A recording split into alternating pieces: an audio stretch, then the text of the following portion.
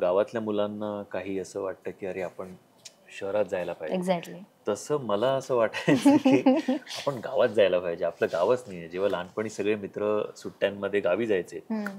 तेव्हा मी आई-बाबांना विचारायचो की आपण आपलं का गाव. जात नाही कुठेच काय? आणि ते म्हणायचे, "आपलं हेच गाव आहे, जे आता शहर झालंय बेटा, त्याचं हां. काय करणार?" पण माझा एक मित्र होता लहानपणी हं, जयेश नावाचा. हं. तो आणि त्याचे आई-वडील मला त्यांच्या गावी पहिल्यांदा घेऊन गेले होते. अच्छा. कणकवलीला आणि मालवणला. अरे वाह! आणि मला तो अनुभव माझ्यासाठी खूपच सुपर्ब होता. मालवणला एकदा समुद्रात एक बोट होती त्यांची, हं, छोटीशी होडी. हं, ती माझा मित्र म्हणाला, "चल बसूया." हं. आणि बसून गप्पा मारून कधी ते त्या अँकरमधनं निघाली आणि पाण्यात गेली ओह! आम्हालाच कळलं नाही.